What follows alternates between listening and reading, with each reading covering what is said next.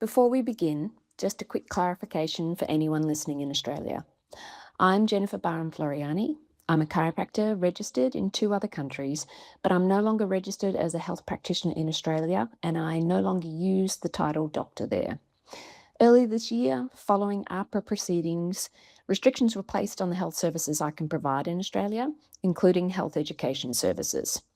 So if you're an Australian listener or an Australian chiropractor or health practitioner, I want to be really clear that I'm here today simply to share my personal story and experiences. Nothing I discuss in this interview is intended to provide health advice, health education, or professional health services to you. This is my story, and it's the context in which I'm sharing it. I don't have remorse for the 350 pages of research that I have submitted in the last 3 years for you to read and for the board to read and review about everything that I said during that time, which has now come to be true, full circle. And there's enough research to substantiate everything that I said at that time even further. The regret that I have is that I didn't hand my license in before I said those things, and to save everyone time and money, but nothing to do with what I said or the stance I took to try and protect Australians and their right to freedom, to make health decisions for themselves. Welcome to the Things You Can't Unhear podcast. I'm your host, Maritza Barone. Get ready to hear moments that will help you to see the world differently and inspire you to become the happiest, healthiest and kindest version of you. For more than 3 decades, Jennifer Barham-Floreani has been one of Australia's most recognised chiropractors, as well as a mentor to health practitioners around the world and the author of The Well-Adjusted Babies, a book that has sold more than 500,000 copies globally. But in 2020, everything changed, not only for Jennifer, but for everyone around the world. After publicly questioning aspects of the health system and speaking out about issues she believed deserved more discussion, Jennifer became the subject of regulatory action that ultimately led to her having to hand in her registration to practice chiropractic care in Australia. It's a story that has sparked passionate debate about professional responsibility, freedom of expression, and public health. Today, Jennifer joins me to share her experience in her own words. We explore what happened, why she chose to speak up despite the personal cost, and what she's learned after years of defending her position. During this chat, you will also hear about Jen's unwavering curiosity in healthcare, preventative wellbeing, raising healthy families, and building the foundations for personal health confidence. Let's welcome Jen. Jennifer Barham-Floreani, welcome back to the Things You Can't Unhear podcast 6 years down the track. Thank you for having me. It has been some time. It's been a time, that's for sure, from 2020 now to 2026. And I'm so excited to have you back because I love you very much. I have been a client of yours. I love the work that you do. I love how much you care for people. I love how much you're passionate about family health and human health. And I love how curious you are and how you question things and how you speak up to what you believe in for the sake of people's health. I think you really stand out to me as one of the leading voices in a space that can be so restrictive sometimes. Yeah. So firstly, from me, thank you for doing that. Thank you. That's lovely. Thank you. I know you've had a bit of a rough trot since we have spoken last. It was actually 2019 when we recorded our first episode. And obviously 2020 was a big year for anyone who was a medical practitioner and anyone who lived on planet Earth as well. But your 2020 really changed the trajectory of your career for many reasons. Can you take me back to that time and share with me a little bit about what happened during your career and what was forced upon you at that time? There is a lot of backstory to that junction of my career. When we did that podcast, I was very vocal on social media about everything that was happening during the pandemic. And part of my drive for doing that was just this compulsion to help not only patients and our community and family and loved ones, but Australians, and then it became broader than that, to distill what they were being told with the narrative at that time from the media and from the government and from nosy neighbours and in-laws, and everyone had an opinion. And as most of us know, there were people who were incredibly reckless at that time with what they said to one another, or in hindsight perhaps the decisions they made in haste. I don't feel at that time I was being reckless. I was very aware that, being a registered healthcare practitioner at that time in Australia, there were laws around what I was and wasn't allowed to say. And I wasn't reckless and I do think it was courageous in putting those things out there. I wasn't reckless in those decisions. My husband and I talked about it multiple times. We had many family conversations with my boys, who were mostly teenagers at that time. I did it intentionally, knowing that there could be consequences, and there certainly were. And so I was very vocal around sharing my level of understanding of the laws that were being in place, the lack of science in and around masks and their safety, and the efficacy that they told us they presented or gave society, around the lack of evidence with the vaccines, all of those things that as a practitioner, sometimes we have access to information that the average person in the public doesn't, because it comes across my desk and my emails all the time, and I read journals, and I'm in different thought circles with people who, at my understanding, are also questioning. So I was distilling information for the purpose of trying to help people pause before they rush to make a decision, and presenting a different lens to what most people were being told and felt they were being pushed into or backed into a corner in regards to their employment or their businesses. And so I wasn't reckless, Maritza. I just felt compelled to do it because so many people in my life were desperately confused. And it was important, having taken the Hippocratic Oath, which all health practitioners take when we graduate, which is an oath to God, to your maker, to love and serve humanity to the best of your ability, and to uphold your legal standing. That looks like, of course, not doing anything wrongful by your patients, but it also means speaking the truth, which is a fine line when the government then is telling people one thing in and around what they need to do and why, versus what you know to be true from the knowledge you've acquired from your years of study, from research at the time that might be conflicting to what the government is putting out there.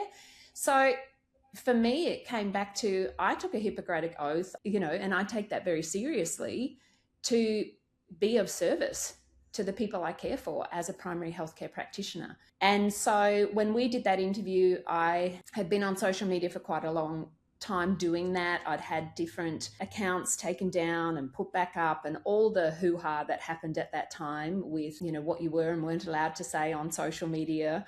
I had a call on a Friday afternoon about 9 months into doing all of that from a regulator, APRA, saying that they were going to meet on Monday with an emergency meeting to suspend my license, and that it was just a call to let me know.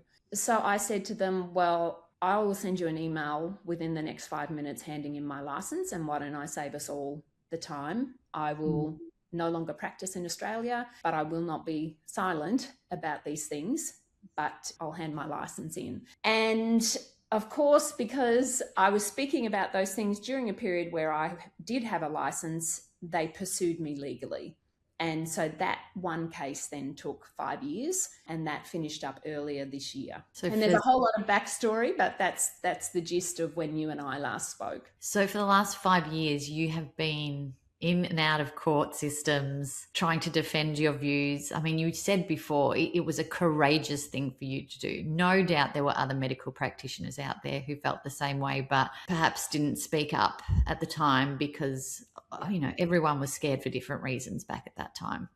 And you have spent the last 5 years of your life defending your views in court, and ultimately you were forced in a way to hand in your registration to practice chiropractic, which is such a shame because I know how amazing you are at it. But you had to go through the legal system and even hear from a judge that said you had no remorse for your action. Would you agree with that? I would. And that was something that when that hearing happened recently, I was very clear about. And I did respond and say, I don't have remorse for what I said during that time. I don't have remorse for the 350 pages of research that I have submitted in the last 3 years for you to read and for the board to read and review about everything that I said during that time, which has now come to be true, full circle. And there's enough research to substantiate everything that I said at that time even further. The regret that I have is that I didn't hand my license in before I said those things,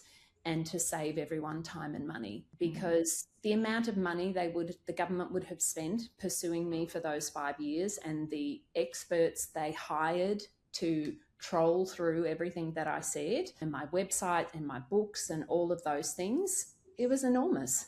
And so, yes, the only regret I have is I didn't hand my license in earlier, but nothing to do with what I said or the stance I took to try and protect Australians and their right to freedom, to make health decisions for themselves. Exactly right. And I think, a week ago, all of this came up again. And that's why we're here chatting today, because you shared on social media that after all of these years, something unexpected happened to you. And I think, over that time, a lot of us lost friends. We had arguments with loved ones. We were disagreeing, but you probably lost a lot in the terms of potentially respect from people that you respected yourself. So tell me what happened when Dr. Fauci, who was the chief medical advisor during COVID, was on the stand and questioned. It didn't go down so well for those who haven't seen it. People started to reach out to you, didn't they? Yeah, and just briefly, the backstory, Maritza, is that was not my first rodeo with AHPRA. It was almost their last attempt to put the nail in the coffin with quietening me, because I've had a book that's done very well. Well-Adjusted Babies has sold over 500,000 copies, primarily because it discusses a lot of topics that some people consider controversial.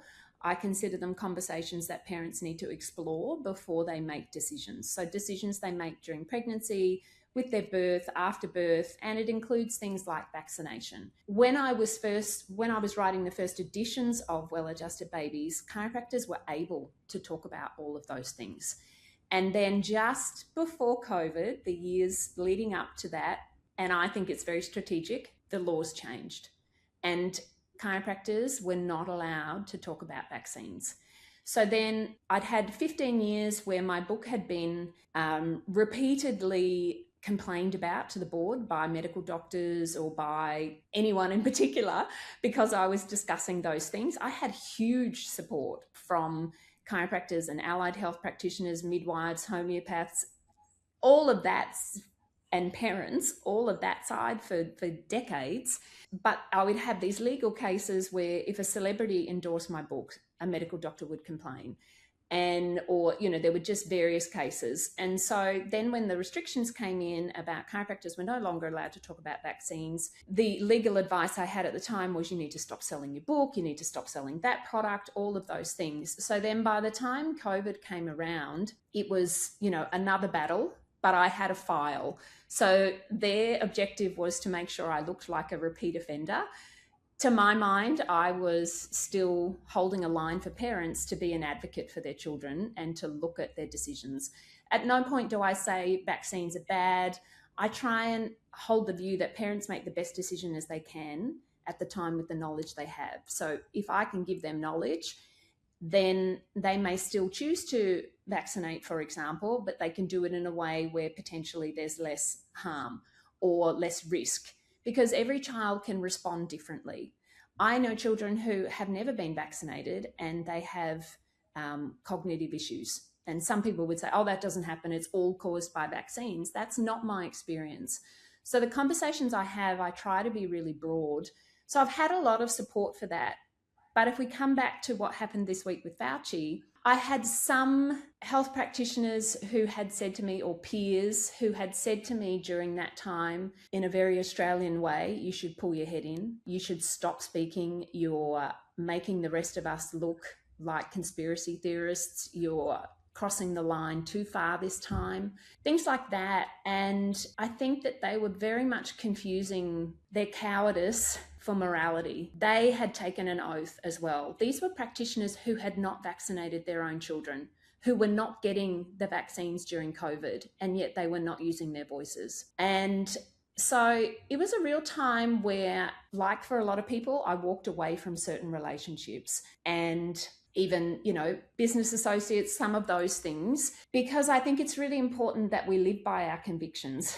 At the end of the day, we need to be able to go to sleep at night knowing that we are proud of who we are, that we've upheld our integrity. And so when people this week, after seeing Fauci be grilled and then plead the fifth, time and time again, after the actions he'd taken, after the things that he had shared and enforced worldwide, take the fifth, when there were so many people watching that who had lost jobs, lost careers, lost businesses, relationships, who could never have pleaded the fifth, and taken that vanilla, pathetic pathway of, let's just fast forward and forget everything. That man is incredibly responsible for the fallout of what happened, the lives that were lost, the people who are injured, the financial cost and emotional cost for people around the world. He is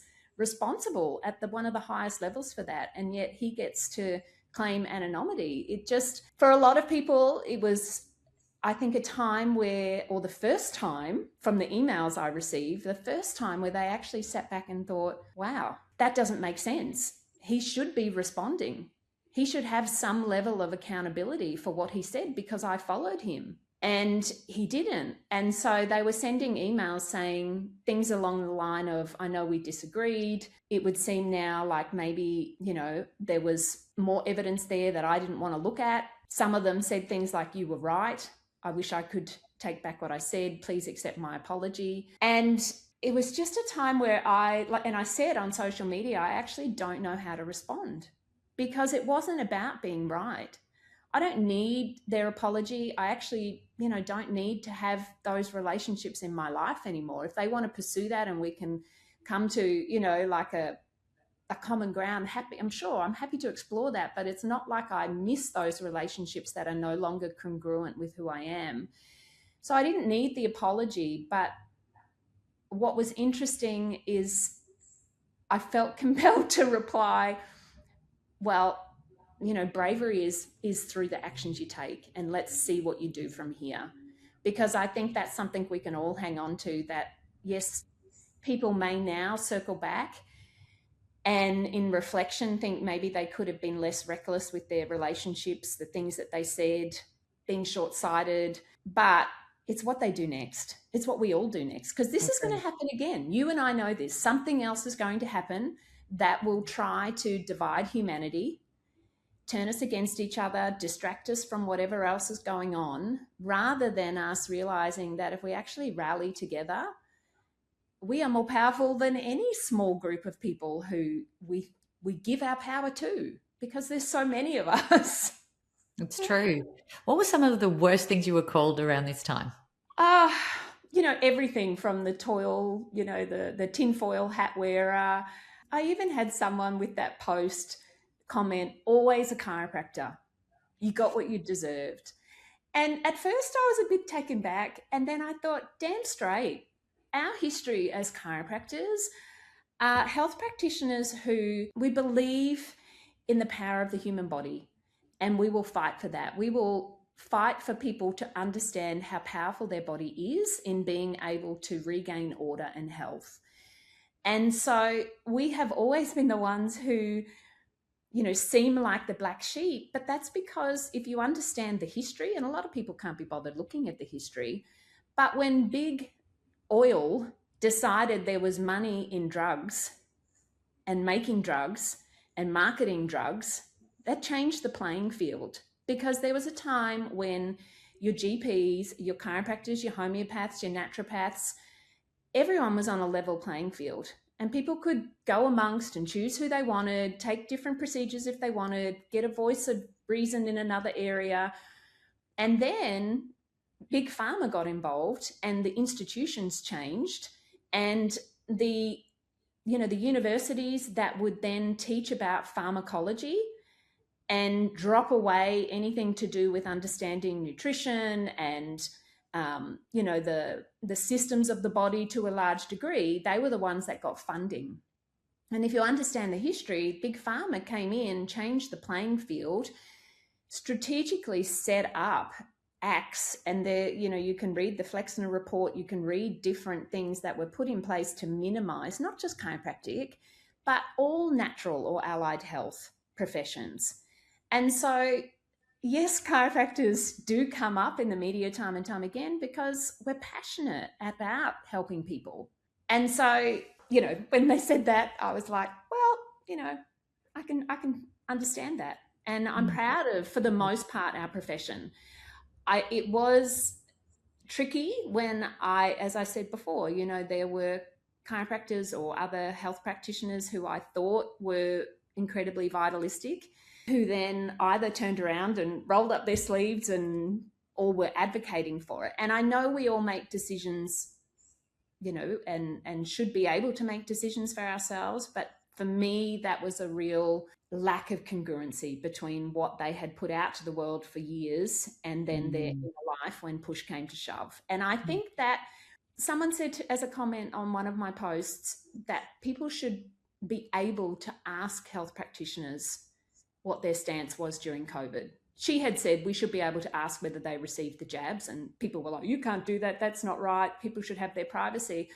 But I think that people today need to be even more discerning with the advice they take from health practitioners, because you want someone who is well informed, who is going to do the reading and help you make informed decisions.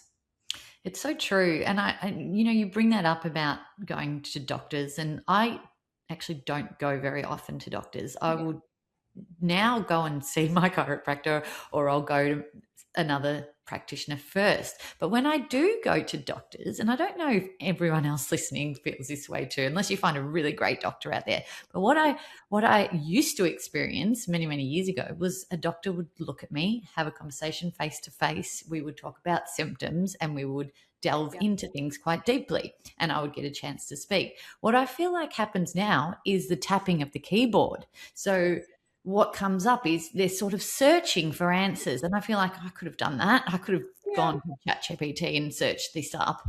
And I feel like there's no eye contact anymore, or there's no conversation or questioning. It's like, quick, what are your symptoms? Let me write you a script for that.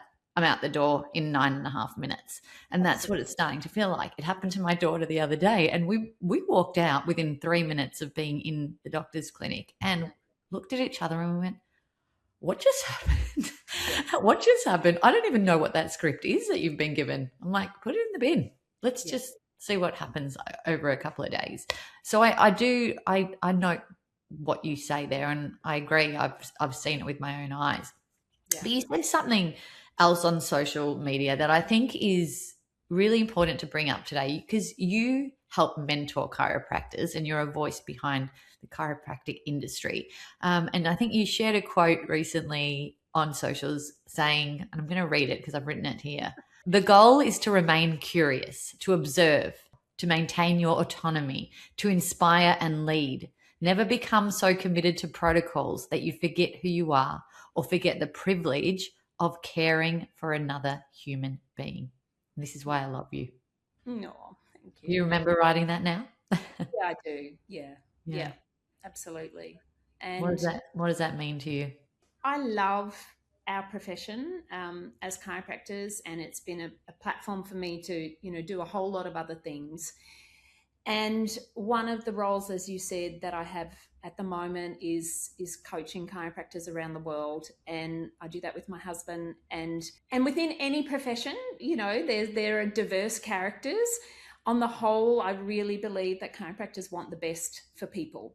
But sometimes they can go about that in a way where the focus is a lot on marketing, or the focus is a lot on how do you schedule a patient, or what should your fee structure be, and some of those things, or using a scanning machine, or using just a script. Like there's certain things that when you're new in any profession, you think, oh, I need to learn this, I need to do that to be really successful and to build my practice. And they can lose sight of who they are and their initial reasons for wanting to be a health practitioner when they get caught up in protocol. And I think that's the same in any business.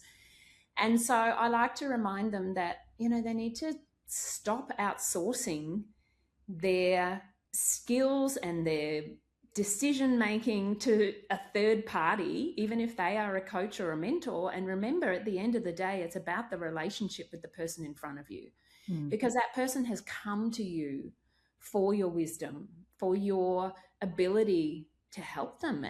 And we're sacrificing that by trying to be something we're not. And I think we see that so much even on social media these days. It's not just within our profession.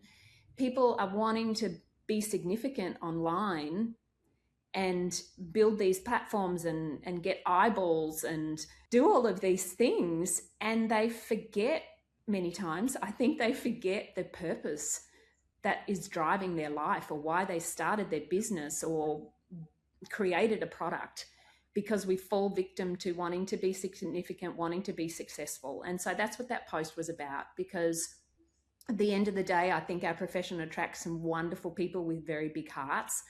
And yet it's easy for any of us to fall into, the trappings of just trying to be, somebody else and not who we are. Absolutely. Yes, Jen, I agree with all of that. And what's really interesting about you is that you come from a family dynasty of chiropractors. They are all over you. I think last time we met, your eldest son was going off to Spain, where you live now, and practicing there or studying there. Tell me how many chiropractors are actually in your family, because I think there's more than a few. There's more than a handful. Yes. So I'm married to a chiropractor, Simon, and we have 4 boys. The eldest 2 have now both graduated as chiropractors from the Spanish College. They practice in Australia. Our 3rd is going into his last year of chiropractic here in Spain. Wow. And shocking to us, because he was very adamant he didn't want to do it, our youngest back to Australia to start studying chiropractic. And 4 out of 4, Jen. 4 out of 4. And what he said to me was like, and a bit of the backstory, in our immediate family, I am one of 6 children. 5 of us are chiropractors. My dad is a chiropractor. Some of us, then have children who are chiropractors on my husband's side, 6 children, 4 are chiropractors, married to chiropractors, children are now chiropractors. So I think there's about 25 in our immediate family. You know what I'm going to call this? Chiro FOMO. So for our youngest, he had experienced what a lot of, them in our family had, of people saying, oh, you're just doing chiropractic because everyone in your family is. And so he resisted. And then when he said to me he wants to study, I said, so tell me about that. And he said, well, I've spent a long time looking within health. He said, I know that I need to do something in health. I love the body. I love science. I love being able to help people better understand their body. And he said, but there's nothing that I've seen, and my teachers have helped me look, that I think is as rewarding as I've seen it be for you and Dad. And he said, I know you've both had a lot of, stress with the legal issues we've had, but he said, I watch people talk to you about how you've changed their lives. And he said, that's what I want to do.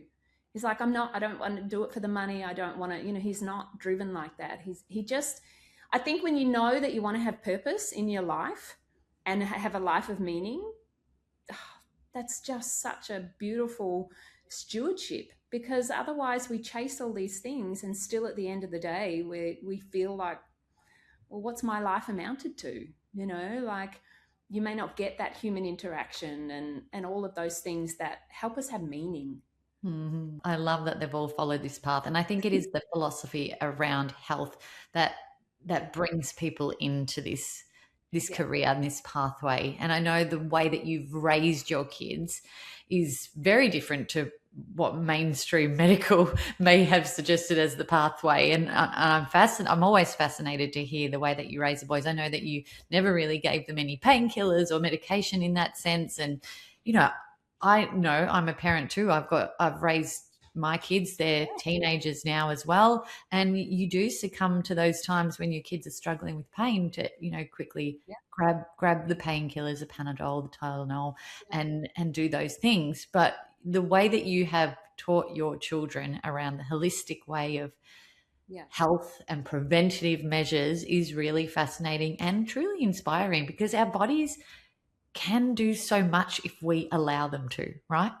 Absolutely. Yeah. Yeah. And unfortunately, a lot of people have bought the lie that, the body isn't powerful and it's all about what label you have, to pathologize something. And so I think that was one of the things with COVID, and all the messages I got from parents about my books and how it had helped them raise their children, and their kids are more resilient because they felt like they had me in their pocket helping them ask questions or explore what other options they had. Oh, that's me, guilty of sliding into your DMs a few times. But I love that. That's, for me, I mean, as you said, I am curious. I'm learning all the time. And if there's a way that I can share that with people, it's part of my calling. And I now look at kids today, Maritza, and it breaks my heart, because there are kids, even in the good paddock, the kids who, like we sort of touched on, who perhaps aren't vaccinated, whose parents have some understanding of toxins and diet and, those kinds of things. And yet sometimes those kids are struggling. And I've had messages from parents about that for a long time. I have, there's kids in our extended family, and I've always been curious about, okay, what else is going on there? Because we can't just make blanket statements of it's always vaccines or it's always this. And so a lot of the new products I'm developing, the new businesses and things, are very much about, okay, how do I not only help parents today, knowing that, their kids may be at a certain point, what can they do to help bolster their health? But what can I also instill for the couples who want to get pregnant, knowing what I know now? Yeah, using my wisdom now for a whole new chapter, I think, has been part of this bigger plan that God obviously had. Yeah, and reaching more people. I want to actually share an experience that I had because of your advice and your treatment. I talked about this in the episode 6 years ago, but I had never told you what happened after it. So I was talking about how my youngest daughter kept getting ear infections, and I was really frustrated because I had to keep putting her on round of antibiotic after antibiotic after antibiotic, and she was on them for like 6 times a year, and I just knew it was the wrong thing, and it wasn't improving. And I think I'd brought this up to you when we spoke on the podcast 6 years ago. And after we finished recording, you said, bring her in for an adjustment, because she had this new round of antibiotics sitting at home. And you said to me, before you give her those, just bring her in for an adjustment tomorrow. And then if it doesn't work, then take them. And I was like, great. Let me do this. I haven't tried chiropractic for an ear infection. Who knew that this could be a solution? And I thought, I'll give it a go. And I came in, you adjusted her. He said to me, give it a day. Let's see how she wakes up tomorrow. And I was thinking in my head, it's not going to happen. I've seen how sick she gets from these ear infections. Yeah. So the next morning I woke up and I was expecting to go into her room because I thought she'd still be unwell, but this little girl jumps on my bed, happy as Larry, bouncing around, ready to go to kindy. And I'm like, what has just happened? And she's like, my ear doesn't hurt anymore. I'm better. That's fantastic. I'm just like, okay. So I think, I'm not sure whether I contacted you or not, but I don't know if I spoke to Simon about it, and maybe not you, but ultimately he explained to me what happened. But can you tell me what happens in that situation and what you think healed her so quickly? Absolutely. Well, I mean, her body healed her. That's the premise of chiropractic, in that we study, a number of years learning about the body and primarily the brain and the nervous system, and how it sends messages out to every part of the body, all the different organs, all the different systems, including the immune system. And so sometimes the messaging between the brain and, the immune system and the ear, for example, where there's the canal where fluid can build up, particularly in children because it's horizontal, versus in an adult, it's more at an angle. And so it drains better. But because their face is still developing and things, the tube of the ear, the eustachian tube, is horizontal and fluid and bugs can build up. And so sometimes when we have accidents and falls, and kids fall over all the time, and that can change the position of some of the joints of the spine and impact the messaging, the nerve messages at that area, and then the relay between the brain and the ear. So the upper neck gets affected, for example. For other children, it might be from trauma with birth, if they've had forceps or a really hard, long labor. The cause of what moves the position of the spine and impacts those nerve messages will vary for a child or for an adult. But when we would have adjusted her, we use different techniques to those of an adult. They're very gentle techniques with the child. And we are helping to take the tension out of that area of the spine, out of the layers around the brain and the nervous system, so that then there's less pressure and the nerve messages can work more freely between the brain and the ear. And then the brain goes, oh, hang on, there's more bugs in this tube than there should be. Come on, immune system, let's get busy and let's, get to work and kill off these bugs. And so it will start to send the army there. It'll drain the fluid. There's less pressure. She's in less pain.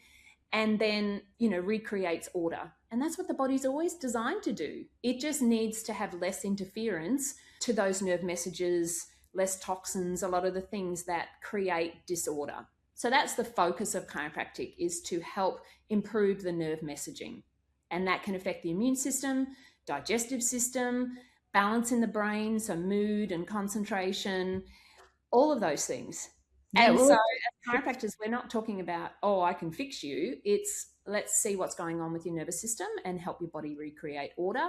From there, let's see what happens for you. Which is why I find it so fascinating too. I went to my chiropractor, who I think you trained actually, up here on the Sunshine Coast, funny enough. And the minute I met her, she said she was trained by the Floreanis. And I was like, right, you're my chiropractor. This is great. That's very sweet. But, I went in with the sore neck and I think I had a sore neck and I was really irritable. I was just in a shitty mood. And within seconds of leaving that practice, it was like something released in me. And like you said, it was a mood enhancer. I felt incredible. And this is why I keep going back. And I think a lot of people don't realize how much benefit you can get from chiropractic. And we've got this, a lot of people would still have this belief system that, a chiropractor's there when you've got a sore neck or a sore back. Yes. But it's so much more than that, isn't it? Absolutely. Yeah.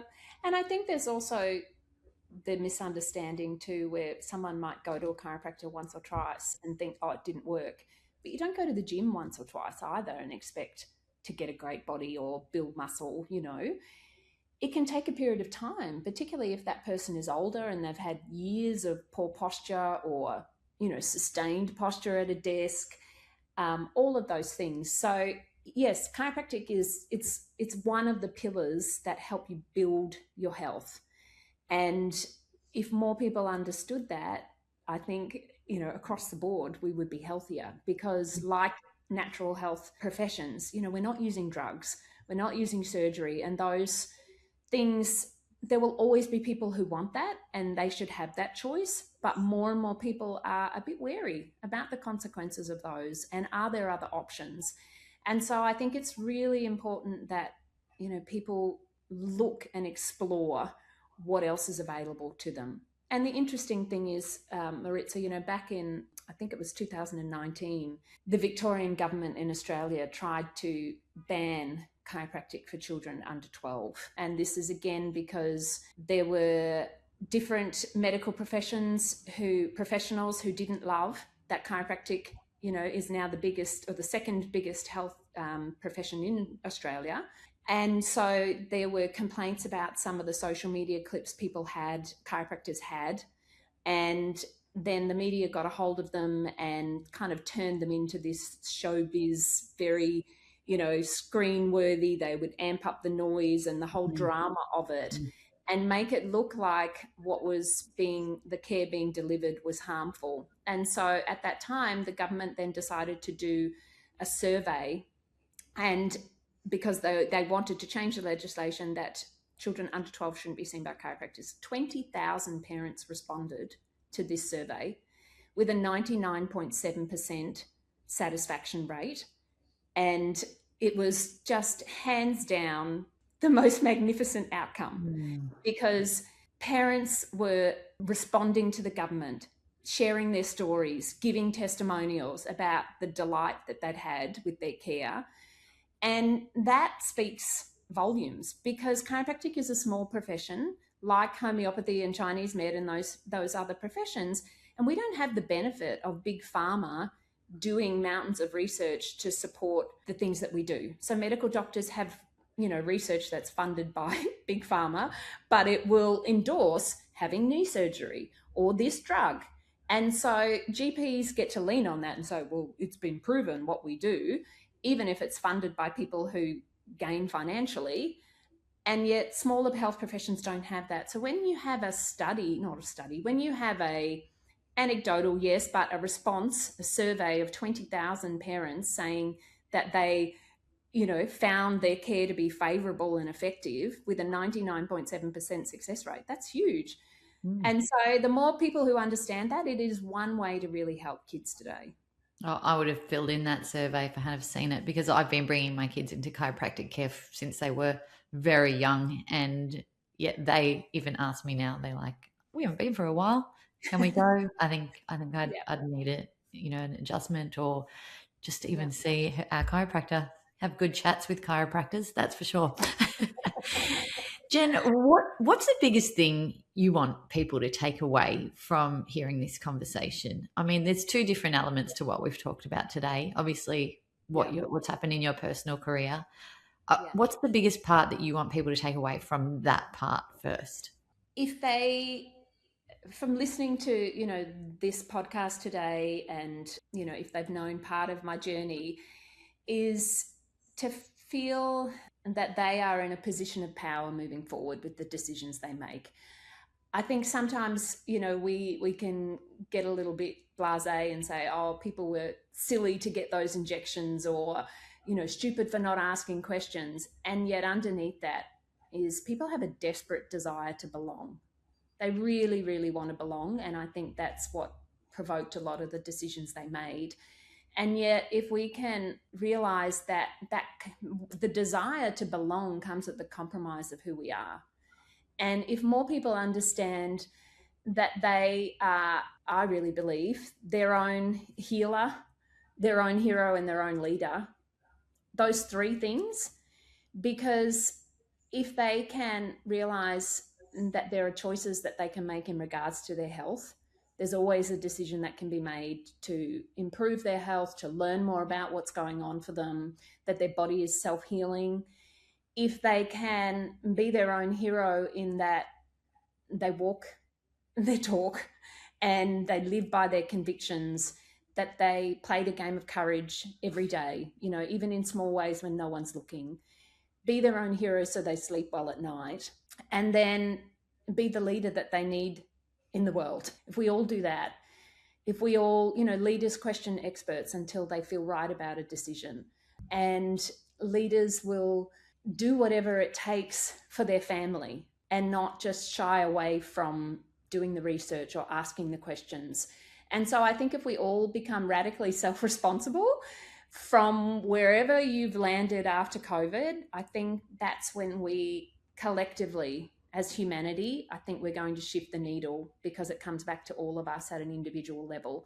And none of this waiting for somebody else to make the change or to make things better, because that won't happen. Like, we all have to think about, what can I do within my circle, whether that's supporting somebody who was perhaps more brave than you at that time, or who does ask questions. We all second guess ourselves. I think it's about acknowledging what we're good at, acknowledging other people, rallying, It might sound fanciful, but I think that at the end of the day, that's our humanity, when we come together.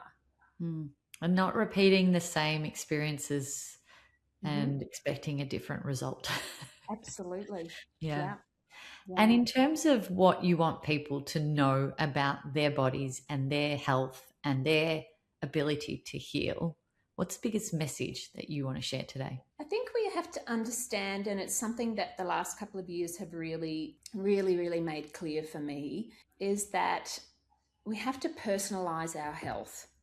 So yes, when you start becoming, a bit of a health nut and looking at all the things we need to do, there are definitely pillars to health, like eating well and exercising and preserving your sleep and your sense of humor and, like those things that help us feel vitalistic. Absolutely. But we have to remember to personalize our approaches, because no one is necessarily in the chapter that you are.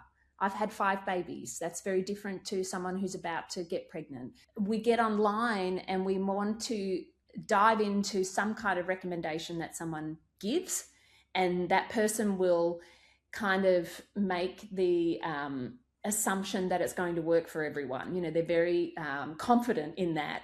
And I want us to pause and think, okay, maybe that will, maybe it won't, but it's not necessarily going to work for everyone. Because I think people lose hope. They see someone put something online and they try it and then they go, oh, that doesn't work, and then they step away. So the things that I've been working on is developing a company that helps people look at their health history and their genetic profile and their bloods and their diet and their supplements and all of those things to piece together what's right for Maritza, which might be different to me, which might be different to somebody else. And I think that that's where health is moving towards, is personalizing things, but to realize that's a real way we can bolster our health, rather than thinking, oh, well, fasting works for them, it should work for me, or cold plunging, or, we have to maintain our autonomy even within the health world. And if something doesn't feel right, to then step back and make decisions around that. So I'm excited about that, because I think that's the real way to help, couples who want to get pregnant. One woman may have been on birth control for 20 years. Another may not. Someone's been on, antibiotics, which take a blowtorch to the gut. And that's the focus initially. Like, everyone is slightly different. And I just want them to understand how powerful the body is and their own individual needs. That's what's going to give them the health confidence. And that will help more people turn away from, the ministry of pharma and thinking the solutions are there, is if they just pause and think, okay, maybe that wasn't quite right, but what do I need? And keep pursuing ways to support the balance in the body. That's what I want people to understand. I love the term health confidence, because I think a lot of us suffer from health anxiety a lot. Mm-hmm. And it's the narratives that we hear and stories that we hear. But health confidence is really flipping that. And I think it's a perfect way to end this and frame this conversation. I'm showing everyone here and allowing you to speak so that they can hear just how wonderful you are and how knowledgeable you are. Yeah, it's a shame that you are not practicing one-on-one anymore, but you are still sharing all of your wisdom out there and helping so many people. So thank you for everything you do, Jen. Thank you very much for having me. Absolutely. And I will, I'll have new books out there, but in Australia, they just won't have my title on them. Cheeky. And that's okay. I love that. Thank you again, Jen. Thanks for having me. Thanks for listening to the show. If you want access to the full conversation of this episode, you can find the link in the show notes. And also make sure you rate and review if there's something in this that you just could not unhear. And be sure to share it with someone who you think might benefit from listening.